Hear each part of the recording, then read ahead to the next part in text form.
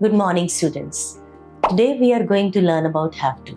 आज हम have to के बारे में समझने जा रहे हैं। आपको कई बार मजबूरी पड़ी है किसी काम की जो आप खुशी से नहीं करना चाहते, लेकिन मजबूरी है, आपको करना ही पड़ेगा।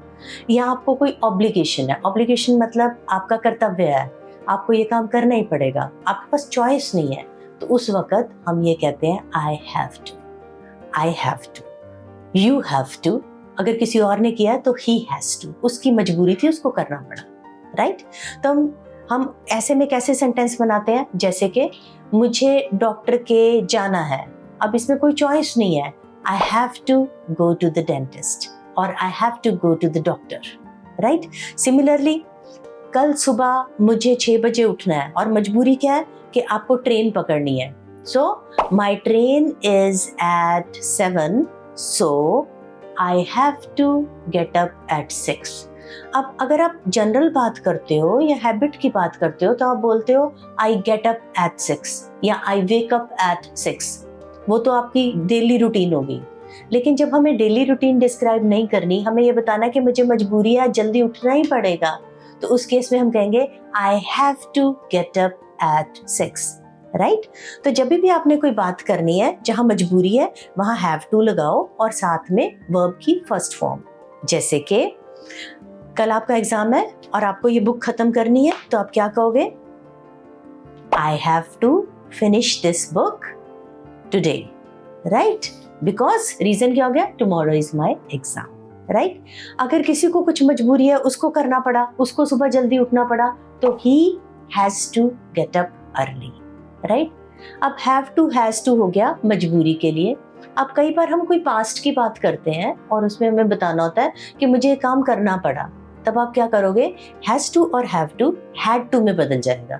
तो मैं क्या कहूंगी? I had to wake up early because there was my train, my train was at 7, so I had to wake up at 6। मुझे 1 घंटा जल्दी उठना पड़ा। और अगर किसी और को उठना पड़ा तो उसका भी यही हो जाएगा, he had to wake up early, right?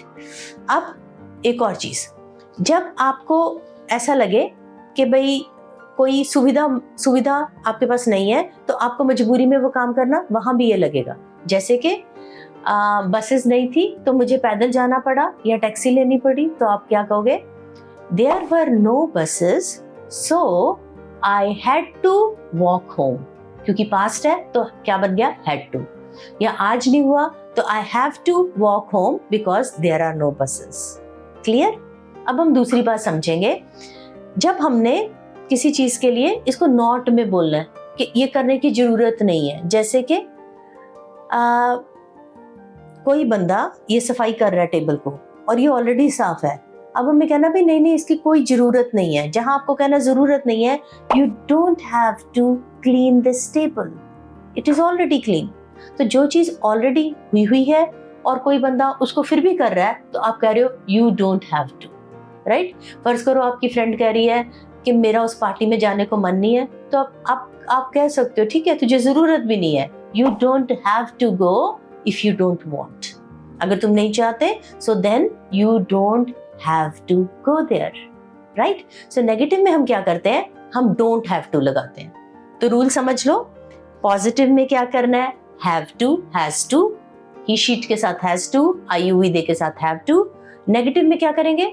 don't have to, I U V दे के साथ don't have to, he sheet के साथ doesn't have to, right? And question में क्या करेंगे? do you have to या does he have to? अब 2 बातों में फर्क समझो। क्वेश्चन है Do you have to work on Sundays? तो क्या मतलब हुआ कि क्या तुम्हारा मालिक संडे को भी बुलाता है? अरे तुम्हें संडे को भी काम करना पड़ता है। Do you have to work on Sundays? और पीछे हमने एक प्लानिंग का एक्शन किया था, अब हमने किसी से का प्लान्ड एक्शन पूछना है, तो फिर क्या पूछेंगे? क्या तुम संडे को भी काम कर रहे हो? Are you working on Sunday? तो ये क्या है? प्लान। और Are you going to work on Sunday? Sunday क्या हो गया? फ्यूचर का टाइम, हमने पिछले लेसन्स में किया था। So are you going to work on Sunday means future का plan, but do you have to work on Sunday means मजबूरी। Kindly pay attention, ये छोटी छोटी चीजें टाइम के साथ और फीलिंग्स के साथ कि कहाँ हमारी मजबूरी है, टेंस चेंज होता रहता है, राइट।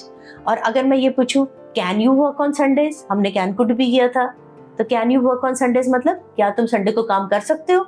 तो can you work on Sunday on a project with me, तो ये तो हम क्या किसी से उसे पूछ रहे हैं क्या कर सकते हो, राइट?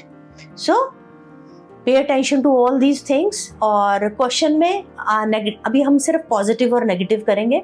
तो पॉजिटिव में क्या होएगा, I have to make a meal for my pet, pet के लिए खाना बनाना ही पड़ेगा, या ही has to go to the park क्योंकि डॉक्टर ने उसे प्रिस्क्राइब किया। अगर वो अपनी खुशी से जा रहा है तो हम बोलेंगे he goes to the park, लेकिन डॉक्टर ने प्रिस्क्राइब किया तो he has to go to the park, right? So that's end. So pay attention. I have given you exercise at the back. Try to solve it. Thank you for joining. Bye bye.